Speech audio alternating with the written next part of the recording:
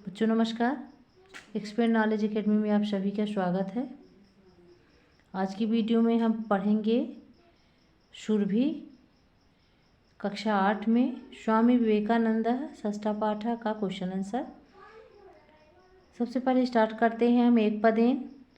पहला क्वेश्चन है हमारा, स्वामी विवेकानंदस्य बाल्यकालस्य नाम किमासीत्? तो नरेंद्रनाथ। स्वामी विवेकानंदस्य मातुः नाम किमासीत्? भुवनेश्वरी देवी। नरेंद्रनाथस्य पितुः नाम किमासीत्? विश्वनाथ दत्तः। इनका जन्म कहाँ हुआ था? तो कोलकाता नगर में हुआ था। नरेंद्रनाथस्य गुरु, इनके गुरु जी का क्या नाम था? क्या नाम है? तो रामकृष्ण परमहंस।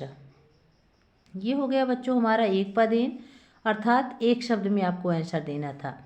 अगला क्वेश्चन है, देखिए हमारा एक वाक्यांश है जिसमें है नरेंद्रनाथस्य जन्म कदा अभवत्?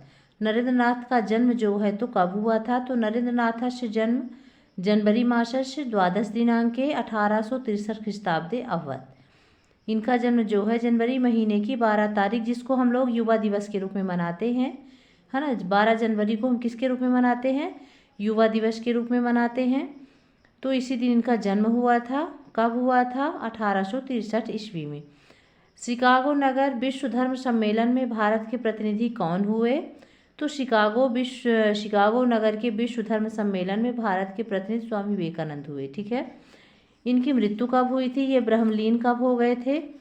तो इनकी मृत्यु जो है जुलाई मासस चतुर्थे दिनांक यानी जुलाई महीने की 4 तारीख 1902 ईस्वी में इनकी क्या हो गई थी? मृत्यु हो गई थी, ब्रह्मलीन हो गए थे।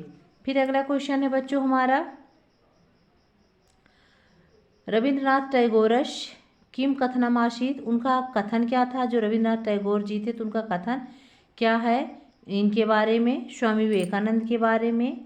तो देखिए स्वामी विवेकानंद जी ने के विषय में जो है रविंद्रनाथ टैगोर कहते हैं कि यत् कोऽपि भारतीय संस्कृतं ज्ञातुम् इच्छत् तर्हि प्रथमं तेन स्वामी विवेकानंद विषय पठितव्यम। अर्थात जो कोई भी भारतीय संस्कृति के बारे में जानना चाहता है तो सबसे पहले उसे जो है स्वामी विवेकानंद के विषय में पढ़ना चाहिए। फिर यूनाम प्रेरकः पथ प्रदर्शकः च कः?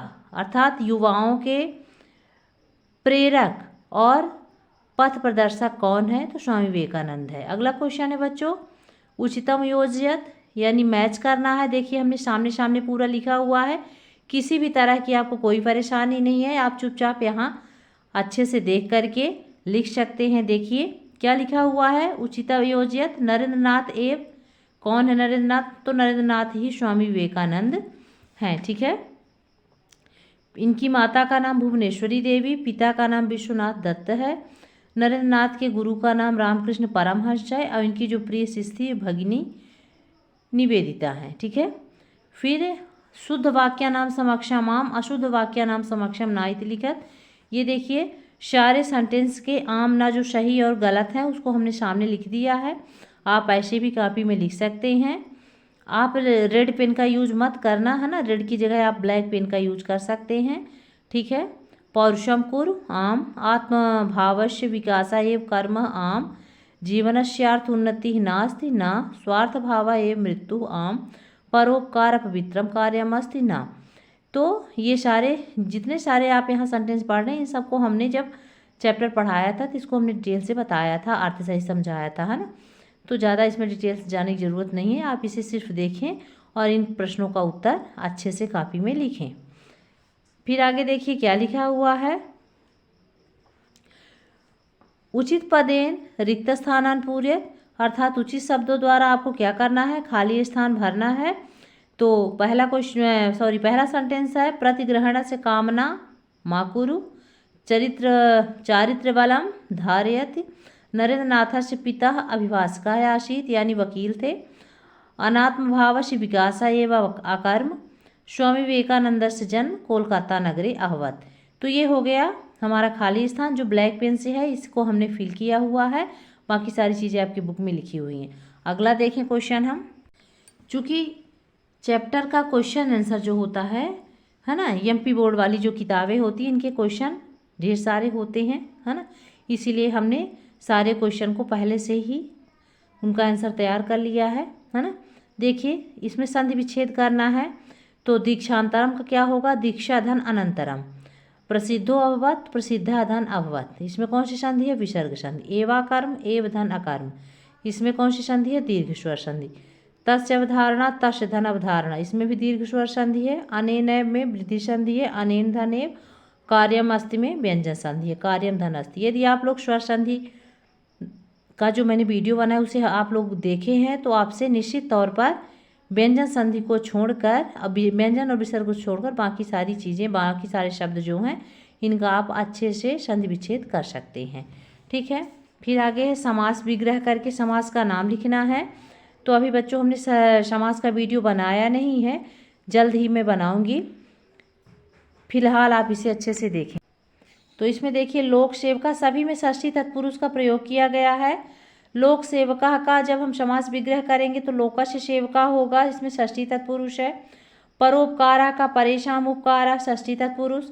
परिव्राजक दीक्षाम का परिव्राजकाणाम दीक्षाम, षष्ठी तत्पुरुष। जीवन गति जीवनश्च गति, षष्ठी तत्पुरुष। ईश्वर प्राप्ति ईश्वरश्च प्राप्ति। तो जब आप लोग तत्पुरुष समास पढ़ेंगे तभी आपको समास समझ में आएगा, है ना, कि इसका विग्रह कैसे करते हैं, अन्यथा आपके समझ से परे है।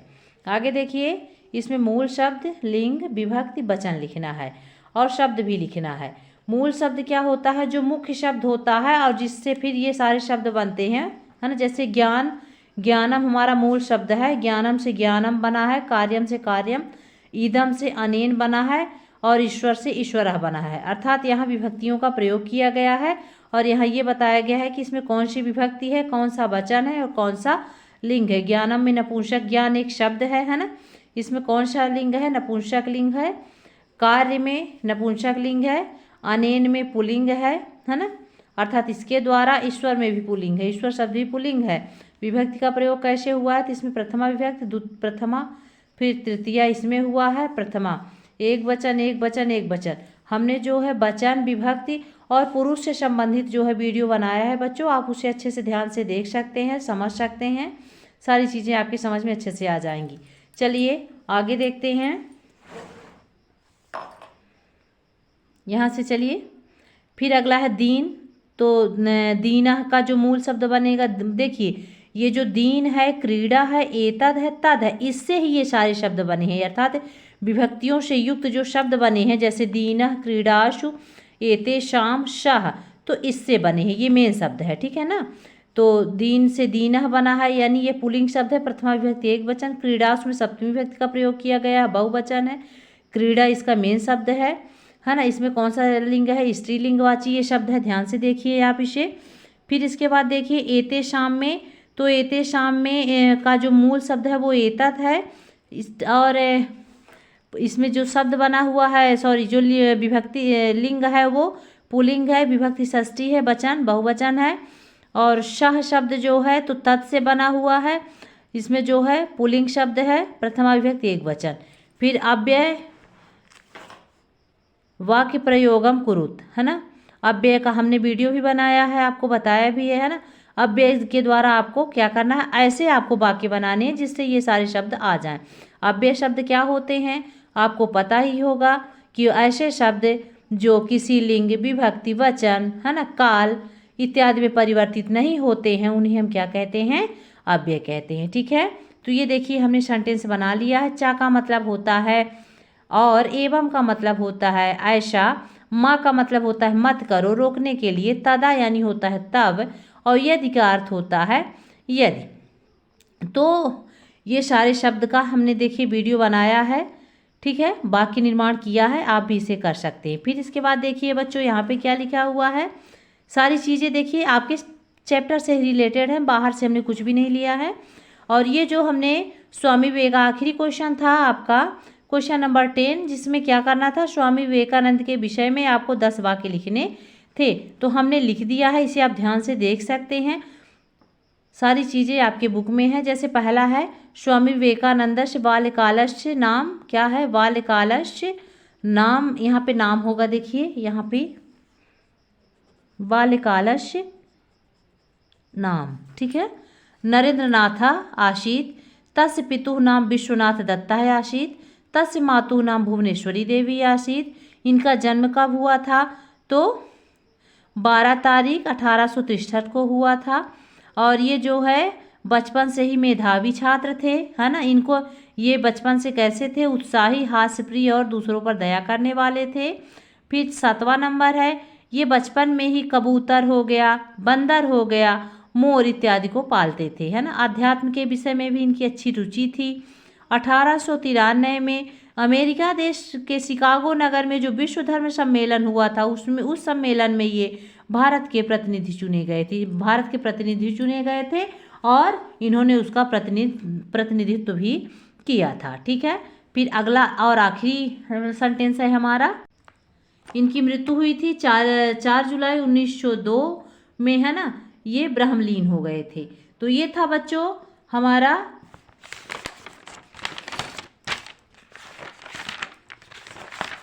यहाँ पे आप लोग देखिए, षष्ठा पाठ स्वामी विवेकानंद का क्वेश्चन आंसर। इससे पहले की वीडियो में हमने शब्दार्थ वगैरह सारी चीज़ें आपको डिटेल से बता दी है। नेक्स्ट वीडियो में बच्चों हम पढ़ेंगे 7वां पाठ है ए केवलम का क्वेश्चन आंसर। तो मिलते हैं अगले वीडियो में, तब तक के लिए नमस्कार।